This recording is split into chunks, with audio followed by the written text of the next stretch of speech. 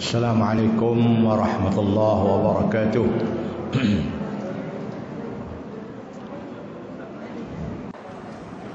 Alhamdulillah, kitab yang dipesan kat saya 40 buah, tapi saya bawa mai 50. Kemudian siapa-siapa yang belum dapat kertas fotostat doa sembahyang duha, boleh mai ambil di depan ni, ada lagi. Ataupun mai seorang orang perempuan, orang lelaki seorang, mai tolong bagi-bagi ke siapa yang nak angkat tangan. Mai ambil ni, tolong bagi.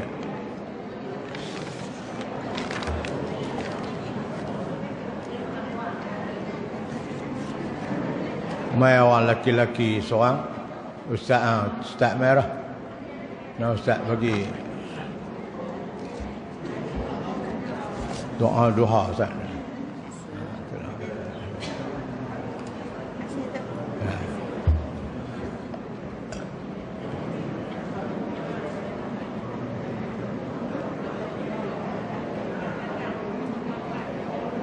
Mari kita baca doa duha dulu. Ambil kertas tu.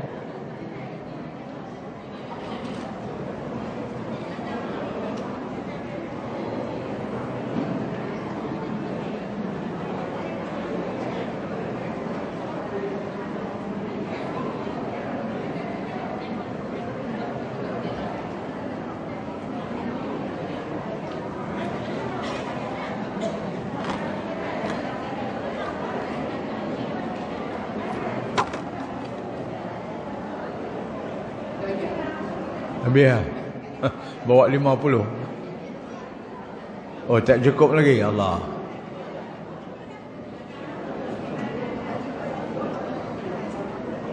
Tak apa, saya mai pula lepas ni.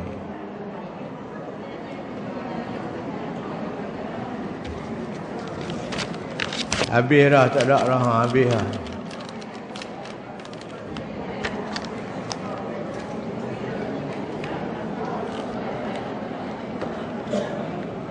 Saya fotostat kertas kuning ni, dia nampak cerah sikit.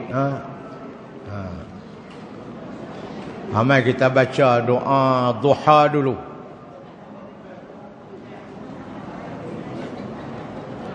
Siapa yang hafal dah, tak payah tengok kertas.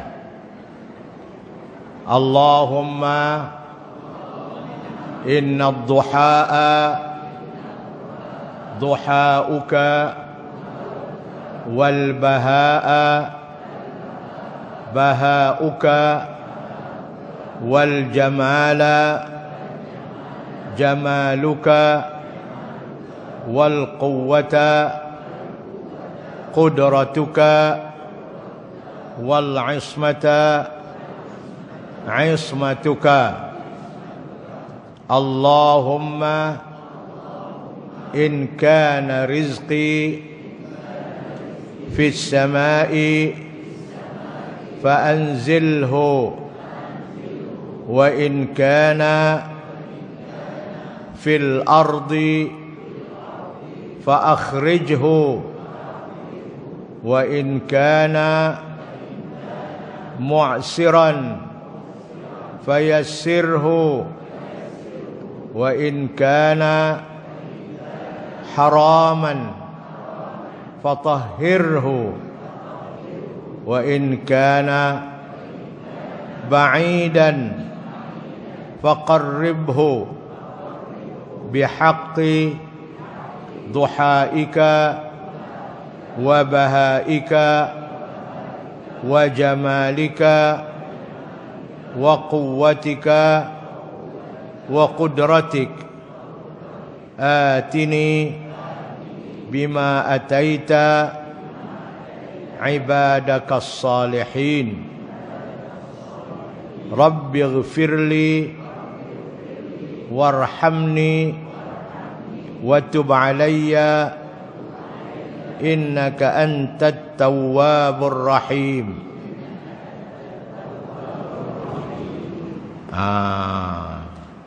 Cantik doa ni, hafal. Apabila kita sembahyang duha, bacalah doa ini lepas bagi salam nah. Sembahyang duha ni kalau boleh buat tiap-tiap hari lah. Kalau tak boleh tiap-tiap hari pun jangan tinggal langsung. Sebab fadilatnya sangat besar, macam hak kita belajar dalam kitab kita, dalam hadis-hadis yang kita sudah baca mengenai dengan salat duha ini. Sekali lagi kita baca, Allahumma inna ad-duha duha'uk wal baha'a baha'uk wal jamala jamaluk wal quwwata quwwatuk wal qudrata qudratuk. Allahumma in kana rizqi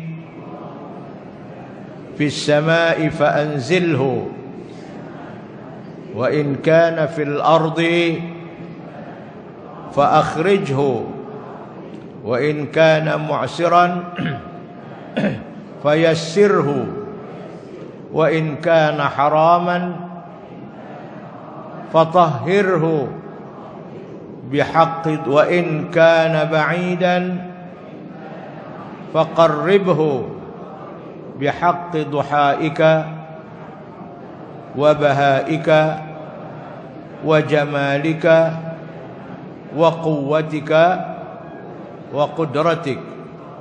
Atini bima ataita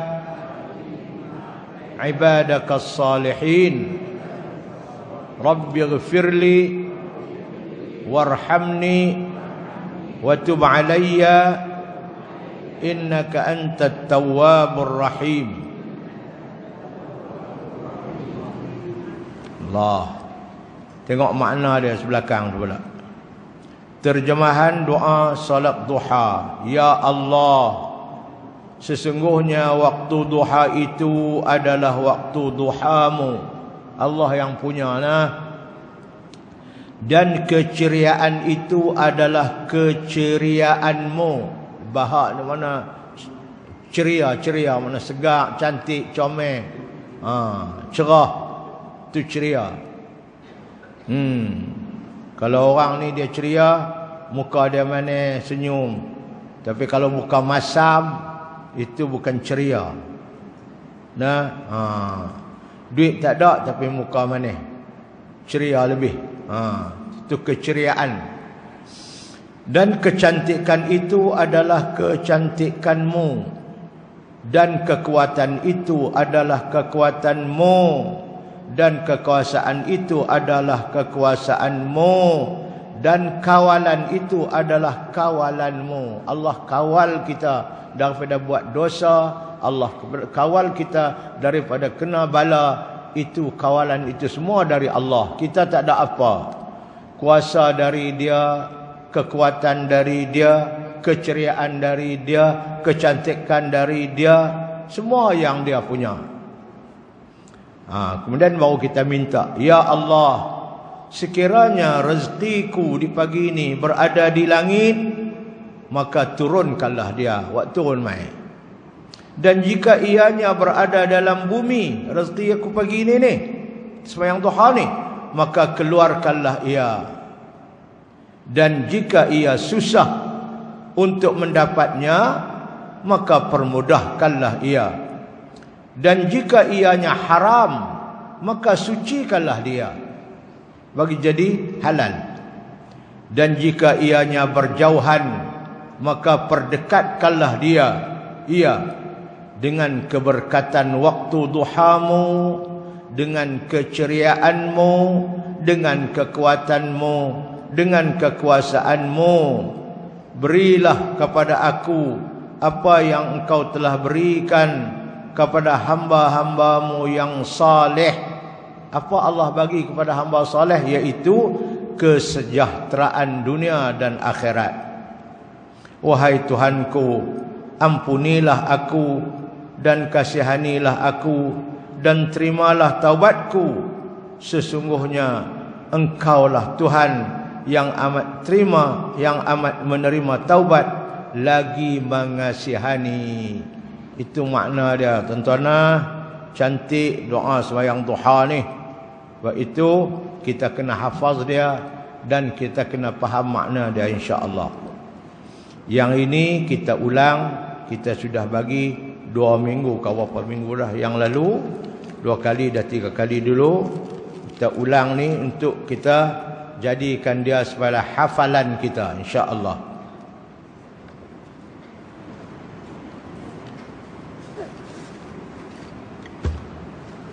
Saya ada lagi zikir-zikir dan doa-doa yang saya tulis, tapi saya tak mau bagi lagi. Lagi tak apa ni.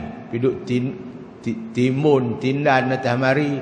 Yang boleh baca, tikui. Tuan tak boleh. Tak mau. Balik baca ni dulu. Allahumma inna ad-duha adduha'uka wal baha'a baha'uka wal jamala jamaluka wal quwwata quwwatuka wal qudrata qudratuka wal ismata ismatuk. Allahumma in kana rizqi fis sama'i fa anzilhu wa in kana fil ardi fa akhrijhu wa in kana mu'siran fayassirhu wa in kana haraman fatahhirhu wa in kana ba'idan faqarribhu bihaqqi duha'ika wa baha'ika wa quwwatika wa qudratika wa quwwatika wa qudratik atini bima ataita ibadaka as-salihin. Allahumma ighfirli warhamni wa tub alayya innaka antat tawwabur rahim. Kena hafal dulu baru kita boleh baca masa kita sembahyang duha. Saya ada lagi doa yang saya tulis, iaitu doa sembahyang istikharah. Kita nak buat satu benda, kita tak tahu baik tak baik benda tu, sembahyang 2 rakaat Nabi suruh baca doa tu. Allahumma inni astakhiruka biqudratik wa astaqdiruka biqudratik wa as'aluka min fadlikal azim innaka taqdiru wa la aqdir wa ta'lamu wa la a'lam wa anta 'allamul ghuyub. Ini apa dia di antara doa-doa sembahyang kita. Kemudian ada juga doa sembahyang hajat. Kita sembahyang hajat, as'aluka mujibati rahmatik wa azaima maghfiratik wal ghanimata min kulli bir wal salamata min kulli is wal fawza bil jannati wan najati minan nar. Ada juga doa sembahyang hajat, tapi saya tak mau bagi lagi. Bagi hak duha hafal dulu, boleh beramal dulu, baru kita bagi hak baru. Ni kita nak bekalkan dalam pengajian kita.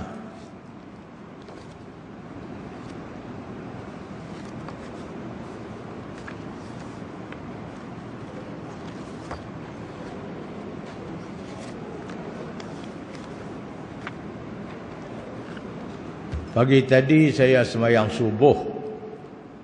Jadi imam subuh lepas sembahyang,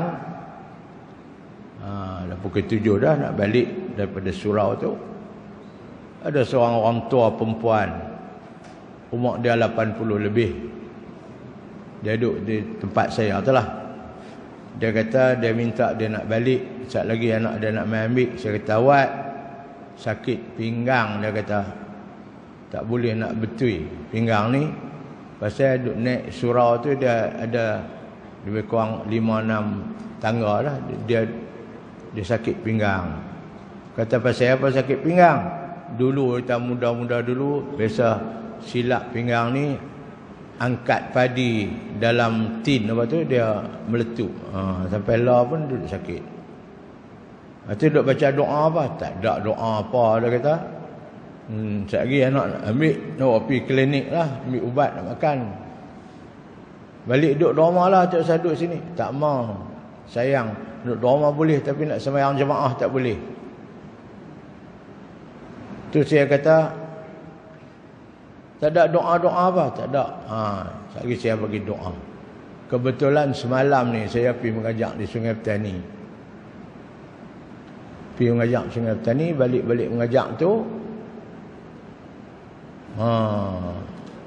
depa jamu apa, pas mengajak tu jamu makan apa. Di Sungai Petani itu ada depa buat masak kambing.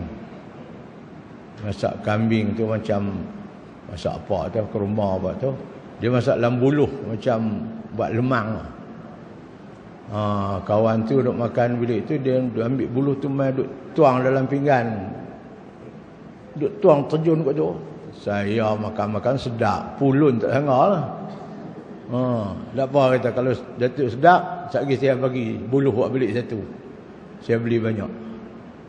Makan tak sangat, makan kambing yang sedap. Masak dalam buluh macam lemang lah. Dia tuang tu. Lepas tu balik-balik sampai rumah, makan banyak daging kambing apa semua. Pukul 12 sampai nak tidur, sakit gigi.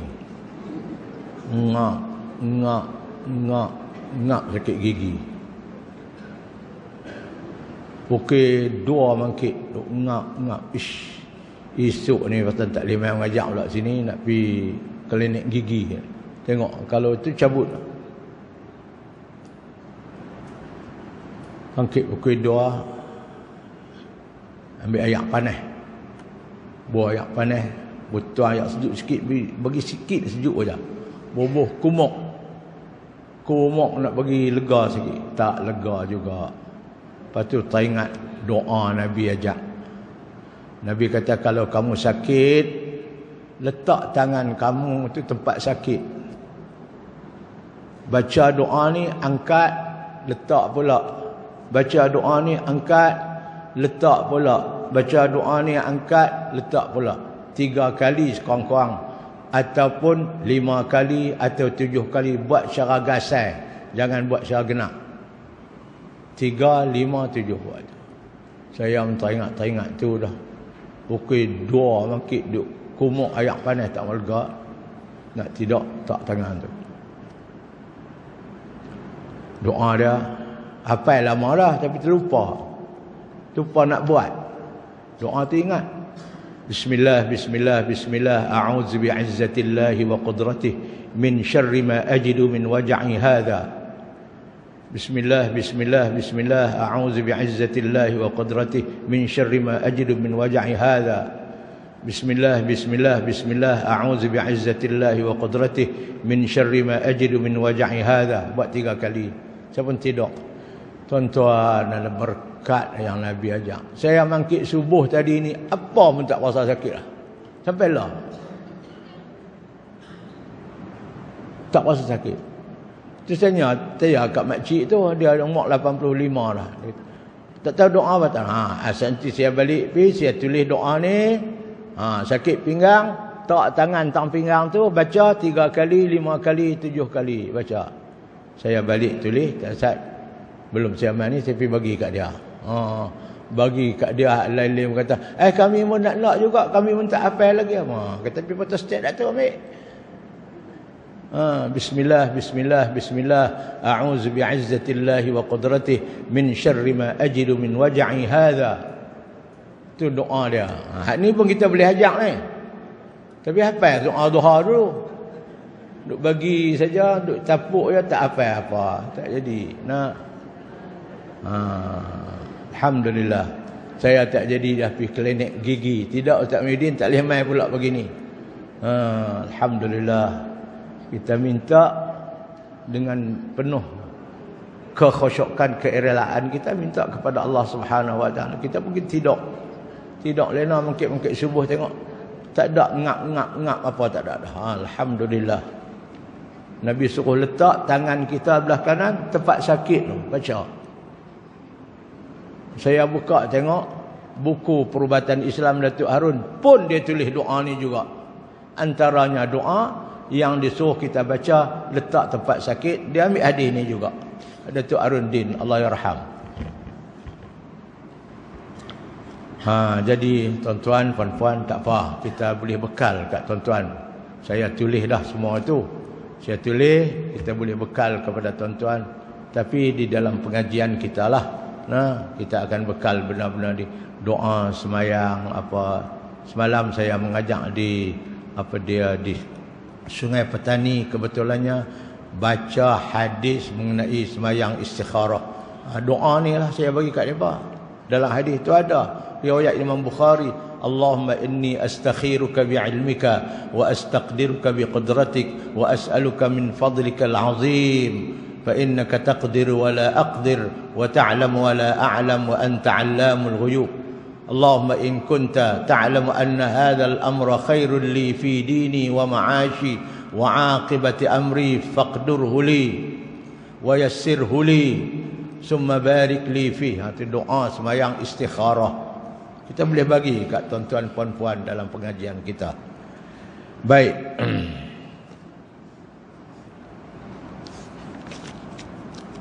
Hari ini kita akan baca hadis Nabi dari kitab kita ini. Hadis yang ke-12. Di muka surat 14. Betul ya? Kitab cukup ah. Semua dapat kitab. Kalau tak cukup lagi. Kalau tak cukup, Ustaz Muhyiddin kena bagi tahu. Saya akan buat lagi pergi tempat saya duduk photostat ni, minta mereka buat berapa lagi.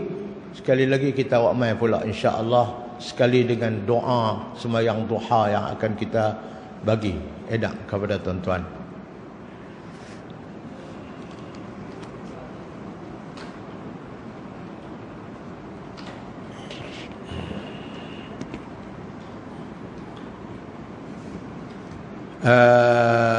Hadis 12. Cara saya mengajar mesti baca, ikut saya talaqi hadis ni. Saya mengaji kat guru dulu pun talaqi lagu tu juga, macam baca Quran. Wa an Salman radhiyallahu anhu qala, ini seorang sahabat Nabi, namanya Salman Al-Farisi. Dia orang Parsi, namanya Salman, bukan Sulaiman. Kita orang Melayu nama Sulaiman, tapi dia ni nama Salman. Cantik namanya. Dialah riwayat hadis ni. Wa an Salman radhiyallahu anhu qala qala Rasulullah sallallahu alaihi wasallam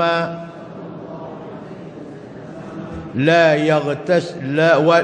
yaghtasila rajulun yawmal qiyamati wa yatatahharu mastata'a min tuhrin wa yaddahinu min duhnihi aw yamussu min tibi baitihi summa yakhruju fala yufarriqu baina isnaini summa yusalli ma kutiba lahu summa yansutu idza takallama al-imamu illa ghufira lahu ma bainahu wa bainal jumu'ati al-ukhra. Rawahu al-Bukhari.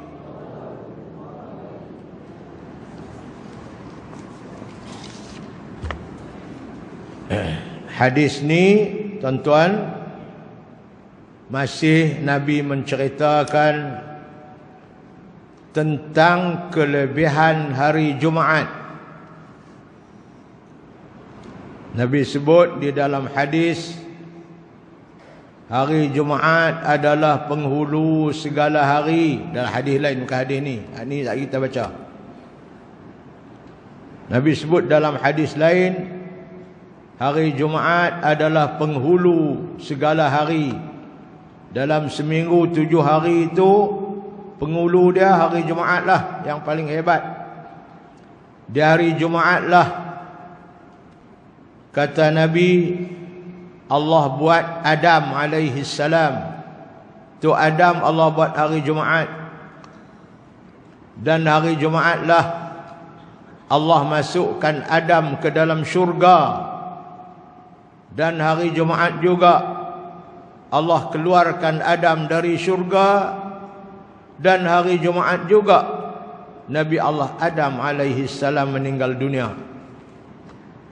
Dan Nabi sallallahu alaihi wasallam sebut juga bahawa akan berlaku hari kiamat ialah pada hari Jumaat juga.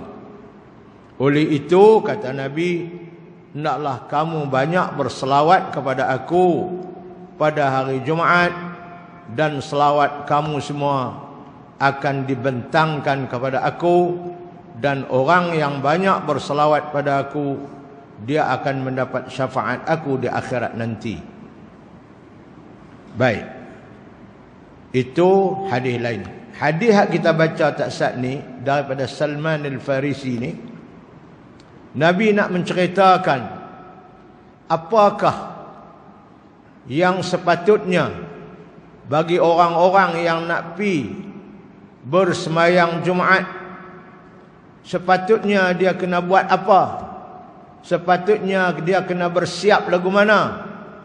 Dalam hadis ni ada dia sebut 6 perkara yang patut diamalkan oleh setiap orang yang nak pergi semayang Jumaat.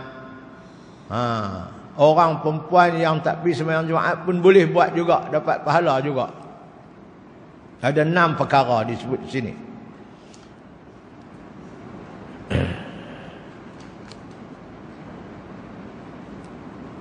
Yang pertama, yaghtasilu, dia mandi. Mandi sunat hari Jumaat. Mandi macam mandi hadas tu, bagi kena seluruh tubuh badan kita. Niat mandinya, sahaja aku mandi sunat hari Jumaat.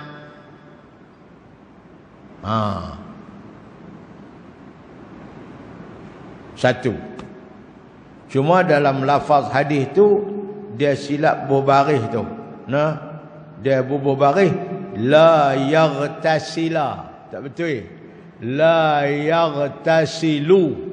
Lam dhammah bukan lam fathah.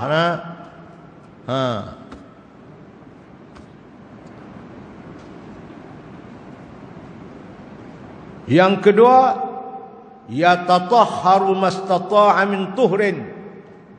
Dia bersuci tubuh badan dia itu dengan apa juga suci. Mandi dengan sabun lah, dengan bubuh apa semua, bagi cuci badan. Itu yang kedua. Lepas itu wa yudahinu min duhnihi. Kemudian dia bubuhlah ayak-ayak wangi ke apa-apa ke, bagi wangi badan tu. Au yamussa min tibi baitihi, ataupun dia bubuh ayak-ayak wangi di tubuh badan dia hari itu. Lepas mandi cuci elok, bubuhlah apa ayak wangi ke apakah, bagi badan itu berbau wangi. Summa yakhruju, yang tiganya dia keluar pergi ke masjid.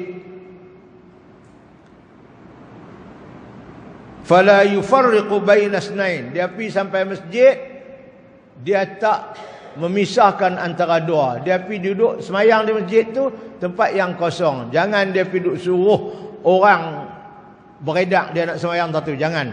Perangai itu tak elok. Kita pergi cari tempat kosong lah duduk.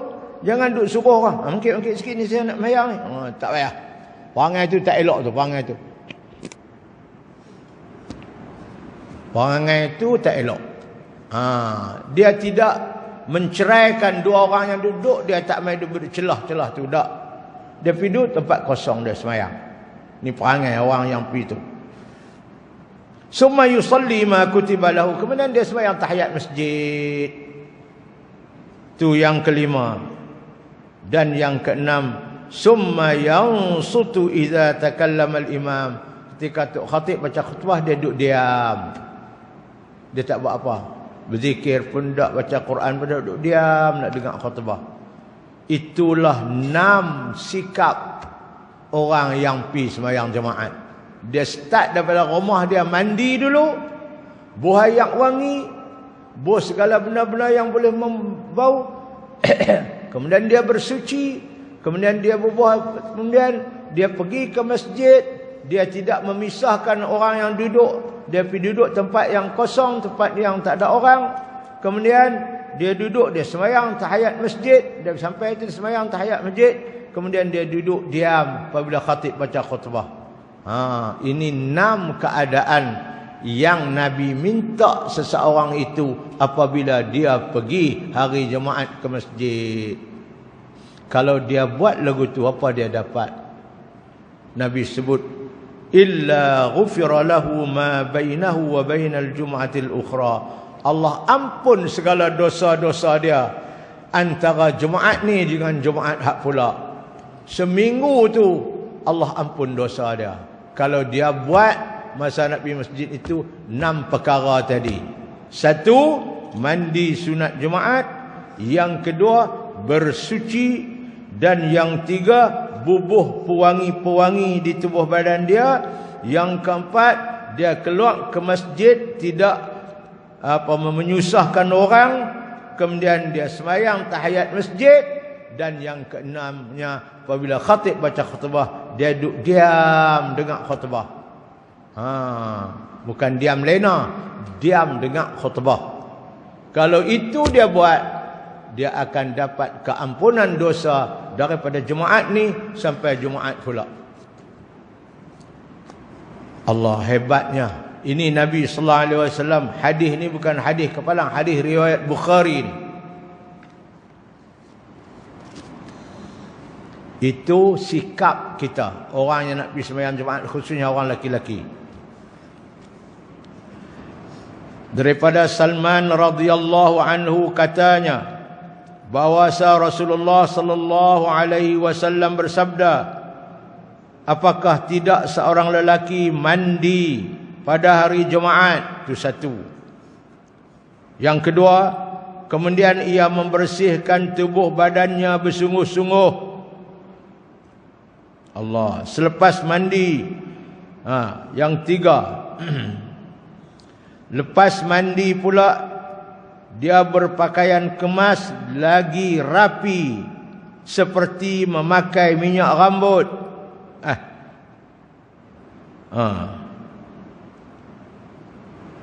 Menyapu harum-haruman badannya seperti minyak wangi, bedak badan dan lain-lain.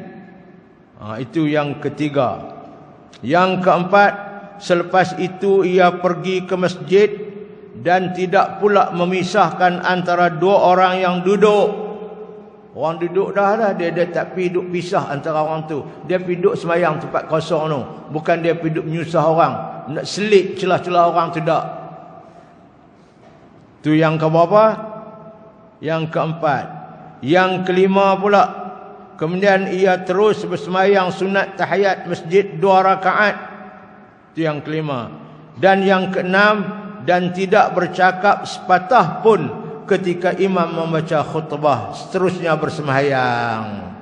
Kalau 6 perkara ini dia boleh buat ketika dia nak pergi masjid, nescaya Allah mengampunkan dosa-dosanya di antara Jumaat itu dengan Jumaat yang akan datang. Allah.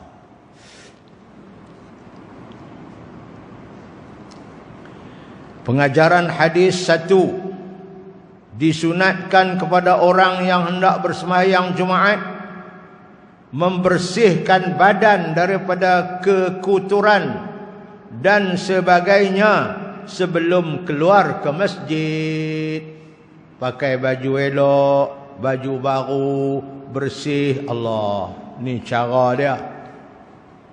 Orang perempuan pun tolonglah basuh baju suami, setrika elok-elok. Hari Jumaat dia nak pergi makan, nak pergi sembahyang tu, buat keluar baju baru, keluar baju baru, setrika bersih. Jumaat pula pun lagu tu.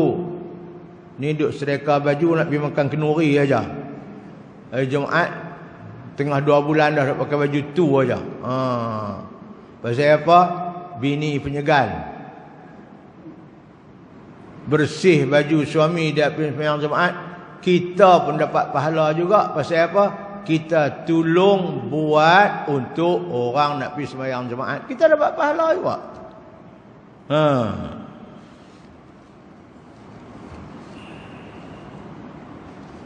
Kedua, sebelum seorang itu keluar ke masjid untuk bersembahyang Jumaat, adalah disunatkan juga memakai baju yang cantik, lagi bersih, kemudian makai harum-haruman seperti bedak badan, minyak rambut, minyak wangi, atar dan lain-lainnya. Itu sunat. Janganlah pergi duduk bawah minyak rambut, pergi duduk bawah minyak wangi atar tu, pergi duduk sapu kot badan lelaki pula. Tak boleh lah batal sembahyang kawan tu. Bagi dia bos sendirilah. Makcik nak sapu minyak atak akhir abang nak pergi semayang. Macam hadis yang kemarin ni. Ini ramai. Esok dia buat tu. Batal yang semayang kawan tu pun biar bini nak sapu minyak orang ini dia biar duk melengkung badan. Dia tak tahu kata yang semayang dia batal. Jangan buat ke diri. 3. Seorang yang masuk ke masjid disunatkan berwuduk, kemudian terus mendirikan sembahyang sunat tahiyat masjid. Apatah lagi kalau wuduk dia ambil dari rumah, dalam perjalanan dalam wuduk. Bisa kebiasaannya lagu itulah kita orang ni. Tapi kalau orang Arab dulu-dulu mai jauh naik unta gini-gini, dia ambil wuduk di masjid lah. Tapi kita ni dalam dunia sekarang, khususnya Malaysia ni, kita tak pernah, jarang ambil yak. Kecuali kalau kita pergi buang air di masjid tu, kita ambil lah pula.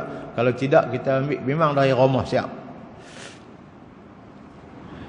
Dan mendengar khutbah dengan khusyuk, nescaya Allah Subhanahu wa taala akan mengampunkan dosa-dosanya daripada Jumaat itu hingga Jumaat yang akan datang.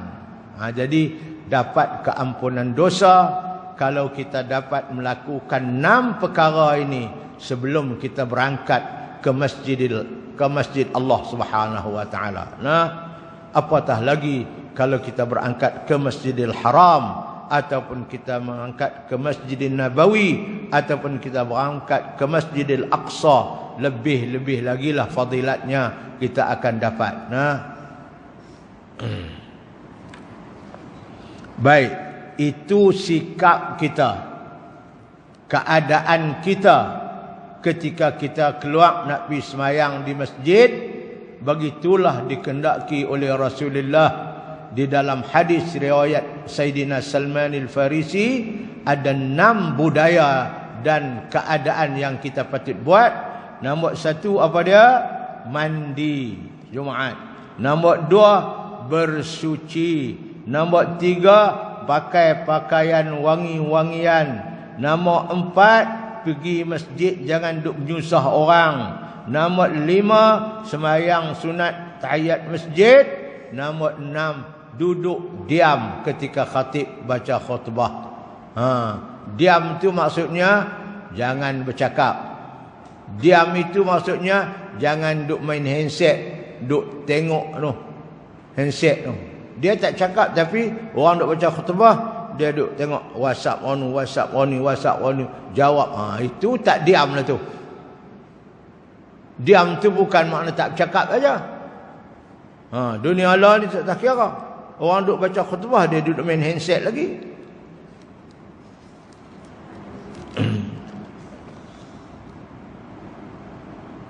Naik kapal terbang kena tutup handset. Masuk masjid tak payah tutup. Patut masuk masjid kena tutup handset lebih daripada kapal terbang tu. Sebab menafikan kita punya pahala.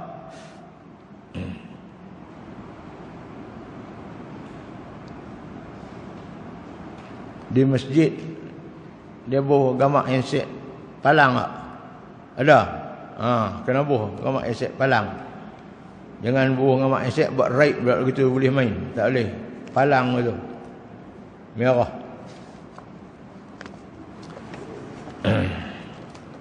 Baik, hadis yang 13. Wa an Abi Hurairah radhiyallahu anhu anna Rasulullah sallallahu alaihi wasallam qala man ightasala yawm al-jum'ati ghusl al-janabati thumma raha faka'annama qarraba badanatan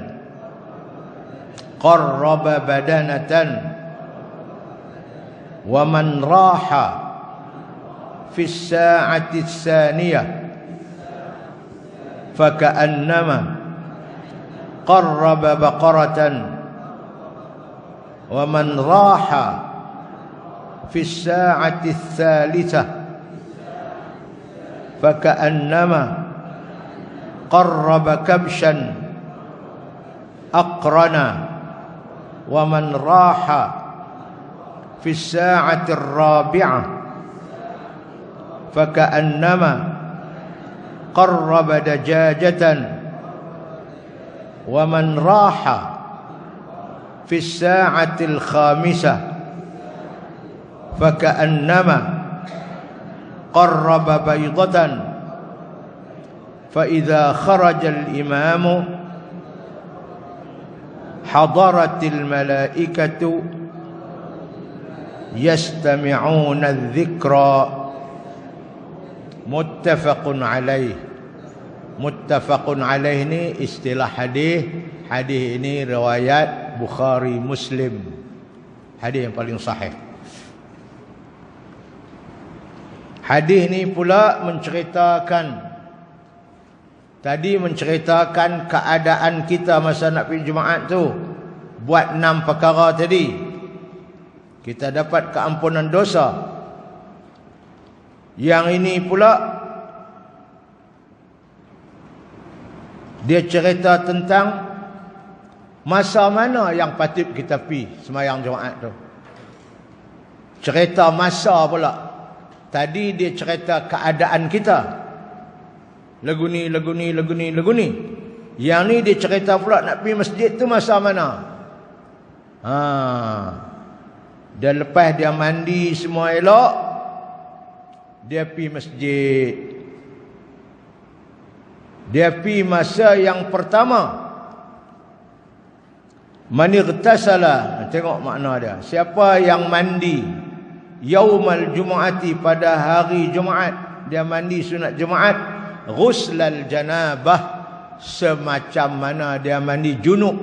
Mandi macam mandi wajib tu, kena seluruh badan. Summa raha, kemudian dia pergi ke masjid.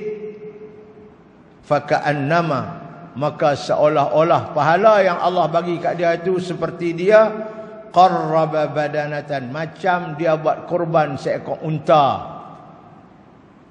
Binatang kurban yang paling besar sekali ialah unta lah tuan-tuan.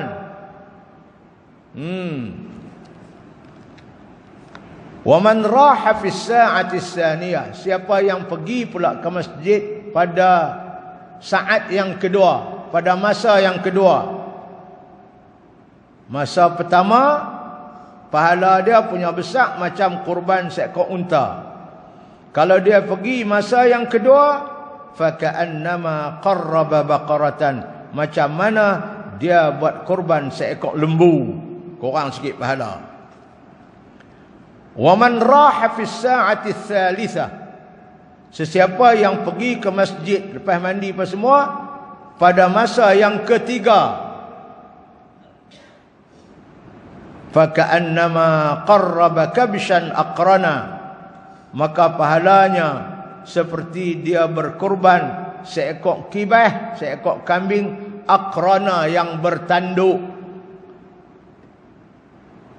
Kambing ni, hak bertanduk ni pahala lebih kalau kita buat kurban daripada hak dogoi tak ada tanduk. Aqrana ni ada tanduk. Sebab tu kalau nak cari kamu kurban, cari kambing hak ada tanduk tu, pahala lebih daripada hak dogoi. Tahu dogoi? Takkan tak tahu orang Melayu kot, orang Kedah. Dogoi ni tak ada tanduk. Ini aqrana ni bertanduk. Biasanya kambing biri-biri tak ada tanduk lah. Itu kalau dia pergi di saat yang ketiga. Wa man raha fi as-sa'ati ar-rabi'ah, dan sesiapa yang lepas mandi pula dia pergi Jumaat pada saat yang keempat, kemudian lagi faka'annama qarraba dajajatan, maka pahalanya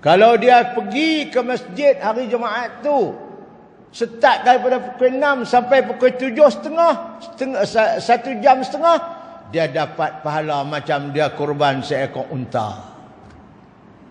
Dia pi pula masa yang kedua, daripada 7.30 sampai pukul 9. Sebab satu masa tu ada 1 jam setengah.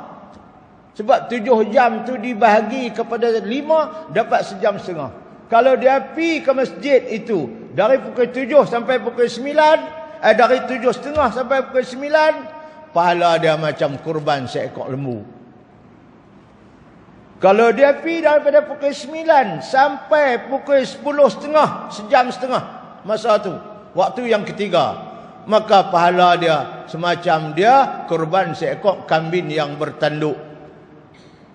Kalau dia pi masa yang keempat, iaitu start daripada 10.30 sampai pukul 12. Dalam masa tu, pukul 11 ke 11.30 ke, daripada 10.30 sampai 12, maka pahalanya macam dia sembelih seekor ayam bagi ke orang.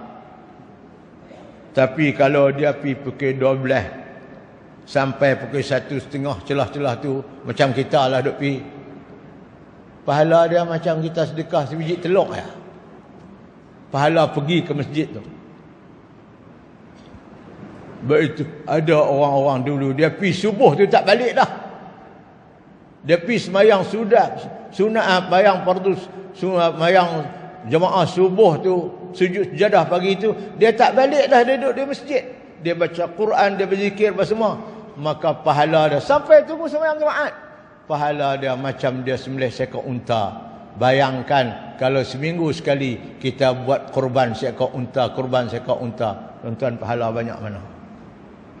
Tapi kita ni tuan-tuan, kadang-kadang pi orang duk kamat dah, bewak sungguh. Pi makan kenduri awal, pi sembahyang Jumaat, Tok Bilal duk kamat dah, baru sampai.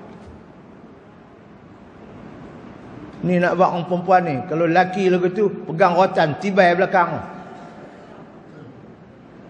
bak sekali. Tak sedap Kediri, cucu 14 dah pi sembahyang Jumaat, tu 1.30 baru nak pi. Pi lah kalau waktu kedua, ketiga, keempat pun boleh lah, tak apalah, macam kambing tanduk pun okey lah. Ni tak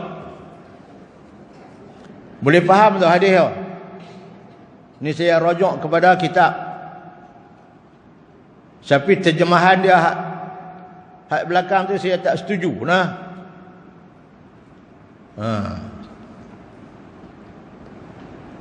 Itu pendapat Imam Asy-Syafi'i. Dia mula masa tu daripada naik fajar, waktu subuh masuk sampai gelincir matahari. Macam waktu lah ni lebih kurang, masuk subuh pukul 6 pagi, gelincir matahari pukul 1.30 tengah hari. Jadi 7 jam bagi 5 dapat 1 jam setengah, 1 jam setengah, 1 jam setengah. Daripada pukul 6 sampai 7.30 waktu pertama, 7.30 sampai 9 waktu yang kedua, 9 sampai 10.30 waktu ketiga. Begitulah. Itu pandangan yang sahih Imam Asy-Syafi'i. Tapi ada mazhab kata waktu tu daripada gelincir matahari sampai sembahyang Jumaat lebih kurang setengah jam ya. Itu pendapat, ada ya pendapat, tapi yang itu tak apa sahih.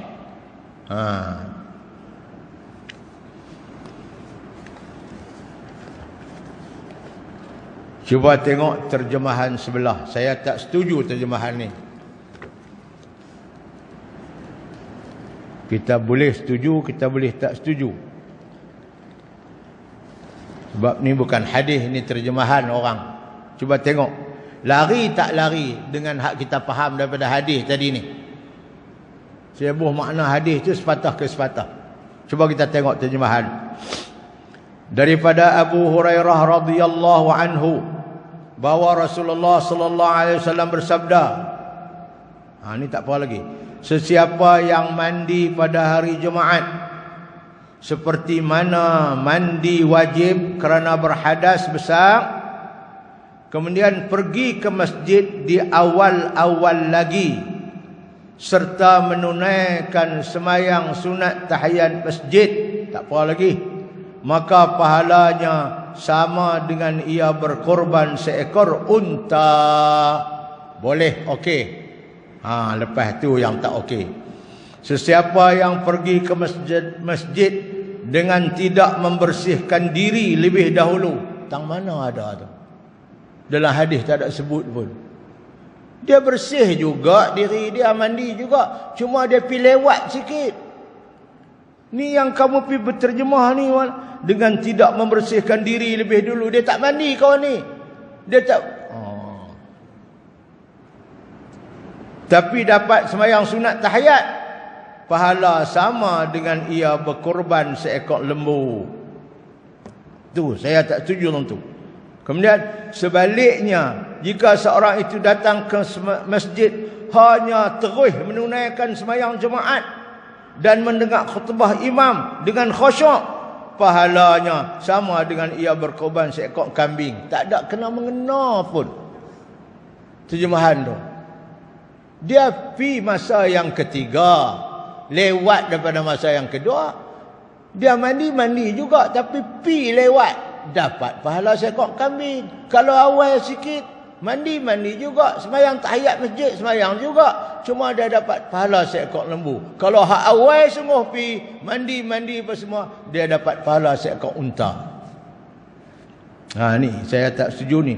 Sebaliknya, jika seorang itu datang ke masjid hanya terus menunaikan sembahyang jemaat, tahiyat masjid berharam tak buat, dan mendengar khutbah imam dengan khusyuk, pahalanya sama dengan ia berkorban seekor kambing.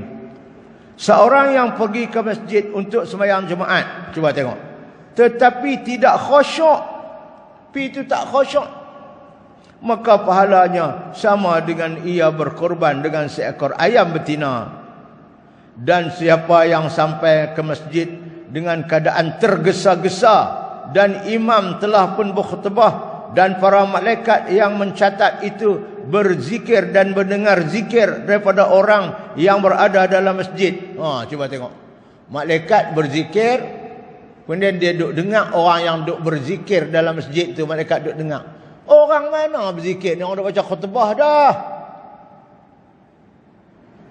Bukan zikir, itu dengar khutbah. Yastami'una dzikra. Malaikat masuk masjid tu nak dengar khutbah, bukan dia nak berzikir, bukan dia nak dengar zikir orang lain. Orang tak zikir dah masa tu, oi, orang nak dengar khutbah.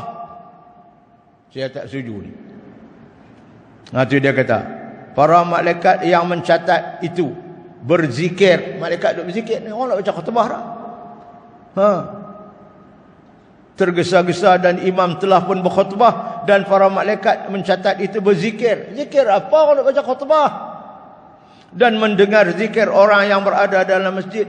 Apa? Siapa yang duk berzikir dalam masjid? Orang diam semua nak baca khutbah. Dengar khutbah. Nescaya orang itu akan mendapat pahala sama dengan ia berkorban dengan sebiji telur ayam saja. Saya tak setuju dengan terjemahan ni. Sebab dia lari daripada lafaz hadis dan matan hadis. Hadis tak ada sebut.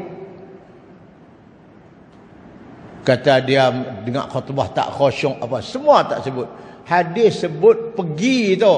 Kalau masa pertama dapat ini, masa kedua dapat ini. Pahala pergi tu, bukan pahala dengar khutbah, pahala apa dak. Tuan-tuan tak setuju nak pakai terjemahan ni, pakailah. Tapi saya minta maaf, saya tak setuju dengan terjemahan ni sebab dia lari daripada matan hadis tadi. Ada pula tok khatib baca khutbah, malaikat yang duk catat pahala tak catat dah. Pasal apa? Depa berzikir dan nak dengar orang lain berzikir. Mana orang berzikir dah tu imam duk baca khutbah dah. Az-zikru dalam hadis itu maknanya khutbah, bukan zikir. Yastami'una dzikra, malaikat semua nak dengar khutbah tu, depa duduk diam. Bukan mereka nak berzikir. Zikir apa orang nak baca khutbah?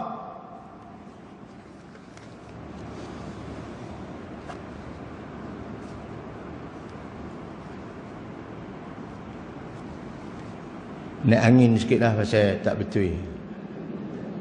Nah, apalah, tak maaf lah dia buat lagu tu.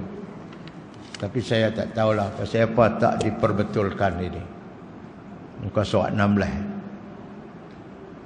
Rojok hadis dia tak ada. Hadis tu dia kira pergi awal ke, bagi sayup ke sikit, bagi sayup. Kira pergi. Bukan ada kaitan berzikir ke apa semua. Tahiyat masjid ke, tak ada kaitan. Yang kaitan tu pahala pergi. Kalau awal pergi, dia dapat pahala macam seekor unta. Lewat sikit, seekor lembu. Lewat lagi, kambing bertanduk. Lewat lagi, seekor ayam. Lewat lagi, sampai boleh telur.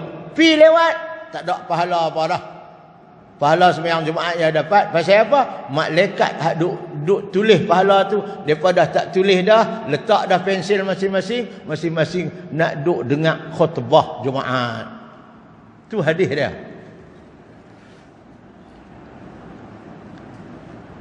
Mandi sunat pada hari Jumaat bagi orang yang akan menunaikan sembahyang Jumaat sangatlah besar pahalanya, dengan syarat mandi tersebut dilakukan dengan cara yang paling sempurna, seperti mandi wajib kerana berhadas, mandi sunat tu. Orang yang bersegera ke masjid pada hari Jumaat dengan keadaan bersih lahir dan batin, kemudian menunaikan sembahyang sunat sehinggalah imam membaca khutbah, maka ia akan diberi ganjaran pahala sama dengan ia berkorban seekor unta.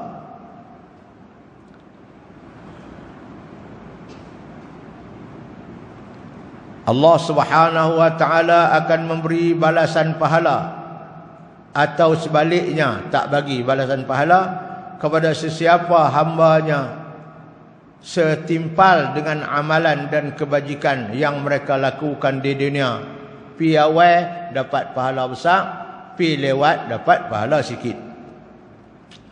Umat Islam yang lengah dan lalai dari bersegera ke masjid menunaikan sembahyang Jumaat ditakuti dan dibimbangi terlepas daripada mendapat ganjaran pahala yang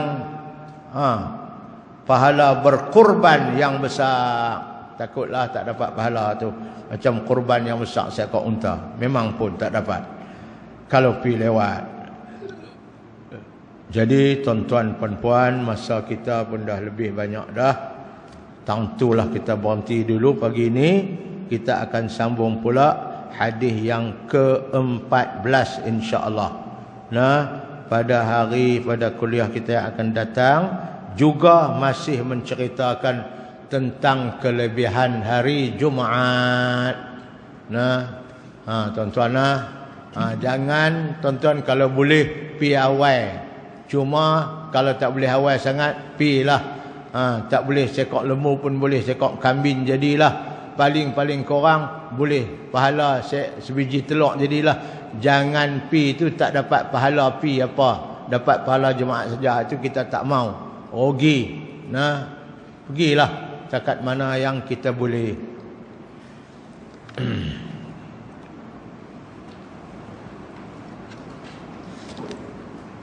Saya rasa takat tu dululah hari kita hari ini. InsyaAllah doa sembahyang duha tu balik apa insyaAllah. Bismillahirrahmanirrahim. Alhamdulillahi rabbil alamin. Allahumma anfa'na bima 'allamtana wa 'allimna ma yanfa'una warzuqna 'ilman yanfa'una wazidna 'ilma.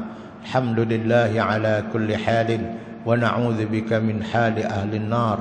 Allahumma aslih lana dinana alladhi huwa 'ismatu amrina. Ya Allah, Engkau perelokkanlah pegangan kami kepada agama, ya Allah. Kerana agama sahaja yang dapat mengurus segala urusan hidup kami, ya Allah. Wa aslih lana dunyana allati fiha ma'ashuna. Ya Allah, Engkau perelokkanlah urusan dunia kami, ya Allah. Kerana di sinilah tempat kami meneruskan kehidupan, ya Allah. Wa aslih lana akhiratana allati ilaiha ma'aduna. Ya Allah, Engkau perelokkan urusan akhirat kami, urusan ibadat kami ya Allah, kerana di akhiratlah kami akan pergi menghadap-Mu ya Allah dan menerima balasan dari-Mu ya Allah. Waj'alil hayata ziyadatan lana fi kulli khair.